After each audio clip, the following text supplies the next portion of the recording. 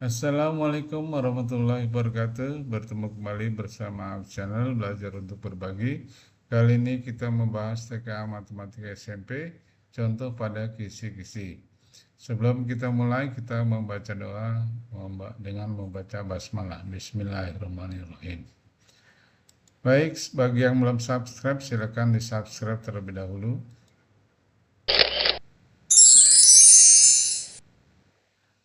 Langsung saja nomor 1, terdapat 3 bilangan yang dinyatakan dengan 33 kuadrat dikurang 3 kuadrat, 8 kuadrat ditambah 296 dan 36 kali 35. Bilangan apa saja yang merupakan faktor persekutuan dari ketiga bilangan tersebut? Maka ketiga bilangan ini kita harus tentukan dulu berapa saja.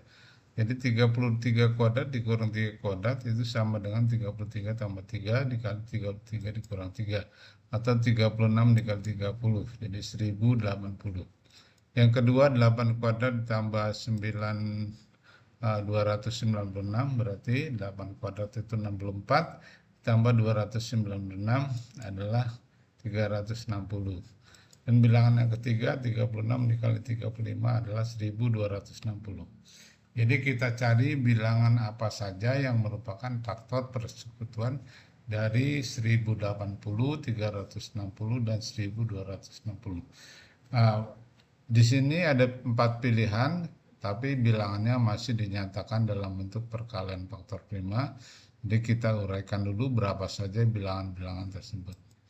Yang pertama 2 pangkat 3 yaitu 8, 3 kali 3, 3 pangkat 3 yaitu 27, dikali 7 ini adalah hasilnya 1512. Yang kedua 2 pangkat 2, 4, 3 pangkat 2, 9, dikali 7 ini 212. Yang ketiga 2 pangkat 2, 4, dikali 3 pangkat 2, 9, dikali 5 adalah 180. Hasilnya 180. Sedangkan yang keempat adalah 2 dikali 9 dikali 5 yaitu 90.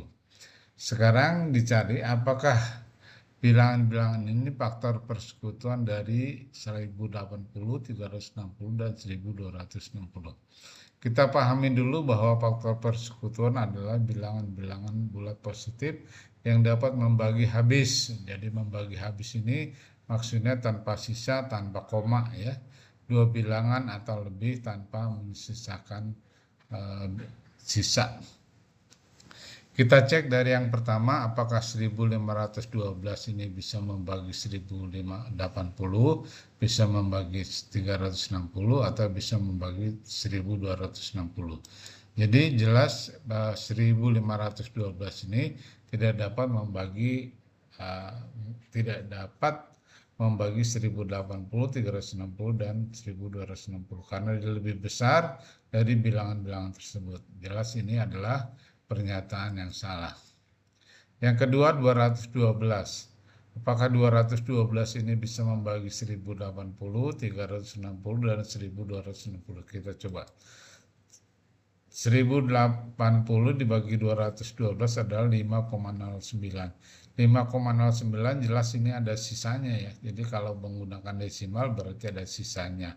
Kalau ada sisanya berarti bukan faktor ya. Jadi 212 bukan faktor dari 1080. Kalau bukan faktor dari 1080 berarti yang lain jelas 212 ini bukan faktor persekutuan dari ketiga bilangan ini. Jadi nggak perlu dilanjutkan lagi. Berarti ini juga salah. Kemudian 180. 1080 dibagi 180 adalah 6. 180 merupakan faktor dari 1080 karena menghasilkan bilangan bulat yang ada sisanya ya. Kemudian 360 dibagi 180 juga bilangan bulat 2 nggak ada sisanya. Jadi juga faktor dari 360. Kemudian dari 1260 dibagi 180 juga 7 nggak ada sisanya. Jadi 180 merupakan faktor dari 1260. Jadi 180 adalah faktor persekutuan dari 1080, 360, dan 1260. Jadi pernyataan yang kedua ini adalah benar, merupakan faktor dari ketiga bilangan ini ya. Sedangkan yang keempat adalah 90. Kita cek kembali 90 apakah merupakan faktor dari 1080. 1080 bagi 90 adalah 12, juga bilangan bulat, nggak ada sisanya ya. Jadi 90 merupakan faktor dari 1080. Kemudian dibagi 360 dibagi 90, hasilnya 4, juga bilangan bulat, maka 90 merupakan faktor 360. Nah, 1260 dibagi 90 juga 14 bilangan bulat. Jadi 90 merupakan faktor dari 1260. Jadi 90 adalah faktor persekutuan dari 1080, 380, dan 1260. Jadi pernyataan yang keempat juga benar. Jadi pernyataan yang benar adalah pernyataan yang ketiga dan yang keempat. Oke, kita lanjutkan nomor 2 ya. Harga setengah kilogram cabai rawit pada hari ini adalah 35.000. Jika hari ini Ibu membeli cabai rawit seberat 3/4 kg, total harga yang harus dibayar Ibu adalah, nah kita cari dulu ya, harga setengah kilogram 35.000, maka harga 1 kilogramnya adalah 70.000. Kalau membeli 2/4 kg, berapa harus bayarnya?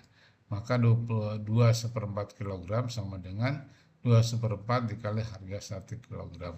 2/4 ini kita jadikan pecahan biasa, yaitu 2 dikali 4 ditambah 1. 2 dikali 4, 8 tambah 1, 9.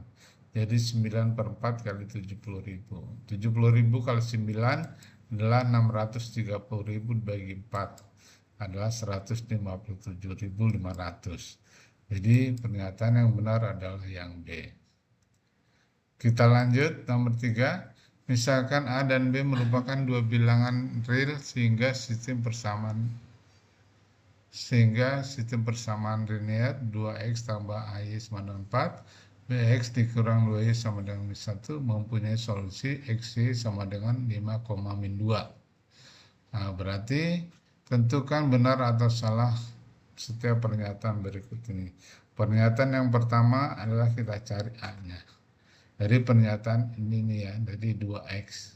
Jadi solusinya x, y sama dengan 5,-2. Berarti x-nya adalah 5 dan y-nya adalah min 2. Jadi 2x plus 2a sama dengan 4. X-nya kita ganti dengan 5, y-nya kita ganti dengan min 2. Maka kita dapati 10 dikurang 2A sama dengan 4. 10-nya kita pindahkan ke kanan, positif menjadi negatif. Min 2A sama dengan 4 dikurang 10. 4 dikurang 10 adalah min 6. Min 2A berarti min 2 dikali A. Jadi min 2 dipindahkan, perkalian dipindahkan menjadi pembagi. Jadi min 6 dibagi min 2. Min dibagi min plus ada. Jadi A-nya adalah 3. Nah, sedangkan 3 adalah termasuk bilangan prima. Jadi 3 adalah bilangan prima, jadi pernyataan yang A pertama adalah benar. Pernyataan yang kedua yaitu 2x ditambah bx bx dikurang 2y sama dengan min 1. Sekarang kita cari b-nya. X-nya tetap 5, y-nya tetap min 2. Berarti B dikali 5, min 2 dikali min 2 sama dengan min 1. Berarti 5B, 5 min dikali min plus, 4-nya kita pindahkan, positif kita pindahkan menjadi min, maka 5B sama dengan min 5. Kemudian 5B artinya 5 dikali B, 5-nya kita pindahkan menjadi pembagi. Jadi min 5 dikali 5. Nah, sedangkan min 5 dibagi 5 adalah min 1. Kita pahami dulu bahwa bilangan ganjil adalah bilangan bulat yang tidak habis dibagi 2. Jadi min 1 ini tidak habis dibagi 2. Berarti min 1 adalah termasuk bilangan ganjil. Jadi pernyataan 2 adalah juga pernyataan yang benar ya. Sekarang Yang ketiga, apakah 10A tambah B sama dengan 31? Kita cek di sini. 10A tambah B sama dengan 31. A-nya adalah 3 dan B-nya adalah min 1. Kita coba A-nya 3, B-nya min 1. 10 kali 3 ditambah eh, min 1 sama dengan 31. 10 kali 3, 30, plus 3 kali min 1, 30 dikurang 1, 29. 29 sama dengan min 1, sama dengan 31. Jelas ini tidak sama ya, 29 ini tidak sama dengan 31. Berarti ini adalah salah. Berarti ini pernyataan yang salah.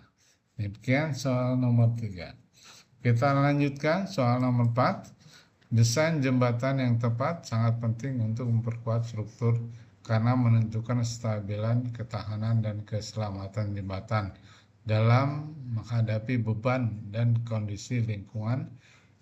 Salah satu contoh desain jembatan tampak pada gambar. Ini gambarnya, ini gambar jembatan. Kemudian bagian rangka jembatan tersebut dapat digambarkan dengan sketsa garis sebagai berikut. Nah, ini kita gambar. L1, L2 sejajar, L3, L4 sejajar. Ada A, B, C, D, E. Kemudian diketahui bahwa besar sudut A adalah 50 derajat. Nah, berarti sudut A kita kasih lambang yang biru, besarnya 50 derajat. Di sini sudut-sudutnya saling berhubungan ya. Sudut yang sehadap sama besar. Nah, ini sudut-sudut yang sehadap, menghadap semua ke atas. Kemudian sudut yang bertolak belakang juga sama besar. Sudut menghadap ke atas bertolak belakang dengan sudut yang menghadap ke bawah. Ini juga bertolak belakang, berarti sama besar. Jadi sudut yang diberi warna biru ini semuanya adalah 50 derajat. Pertanyaan yang pertama, besar sudut D sama adalah 50 derajat. Kita lihat bahwa sudut D berwarna biru. Berarti sudut D juga besarnya adalah 50 derajat. Berarti pernyataan pertama adalah pernyataan yang benar. Kemudian pernyataan yang kedua kita lihat ya. Pernyataan yang kedua, besar sudut C dapat ditentukan dengan menggunakan aturan sudut berpelurus yaitu sebesar 50 derajat. Ya, kita lihat sudut C adanya di sini ya. Kita cari dulu besar sudut B. Sudut B ini berpelurus dengan sudut A ya.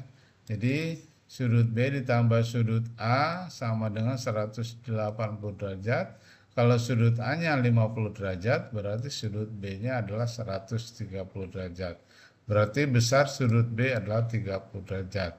Kemudian kita cari juga sudut-sudut yang sehadap.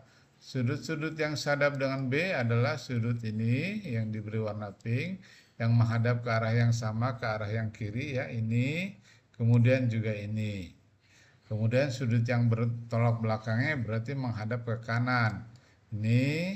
Ini juga sama besar ya. Ini, kemudian ini, ya, kita beri warna yang sama. Berarti warna yang pink besarnya 130 derajat. Nah, berapa besar sudut C? Sudut C adalah berwarna pink, maka sudut C sama dengan sudut B sama dengan 130 derajat.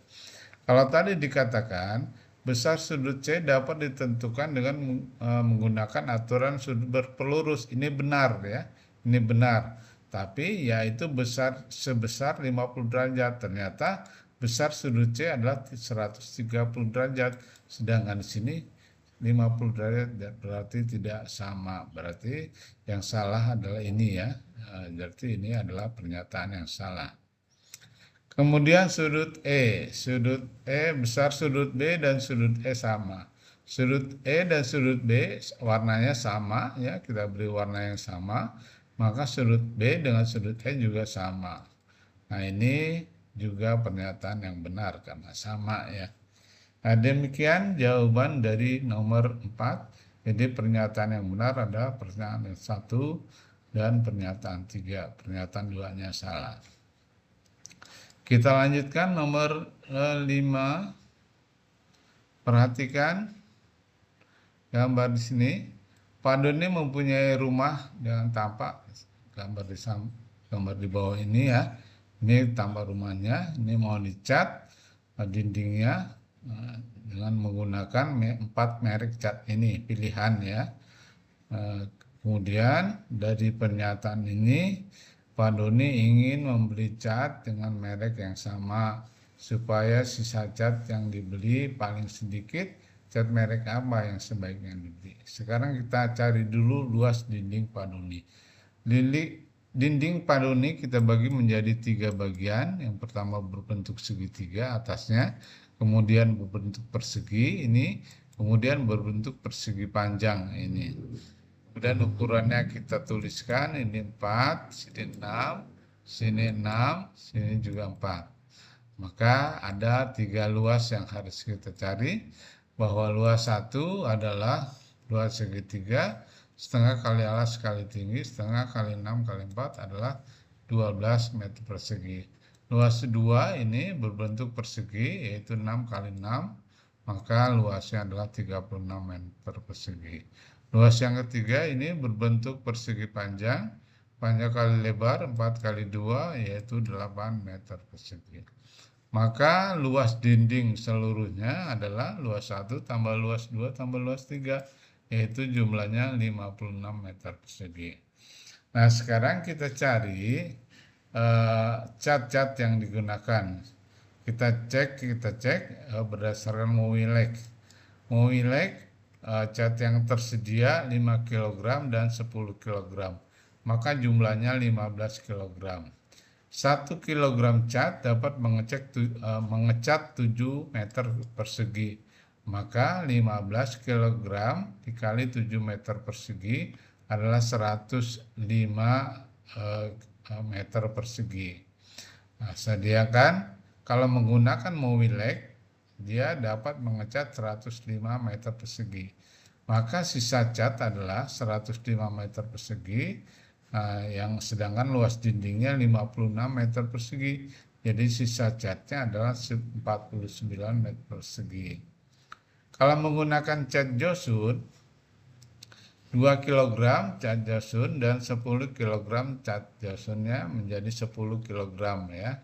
Menjadi 12 kg cat Josun. 1 kilogramnya mengecat 8 meter persegi, maka di sini cat Josun dapat mengecat 96 meter persegi. Sehingga sisa cat adalah 96 meter persegi dikurang 56 meter persegi. Jadi sisa catnya adalah 40 meter persegi kalau menggunakan cat Josun ya. Kalau menggunakan cat buluk yang tersedia adalah 2 kg dan 5 kg, jumlahnya 7 kg.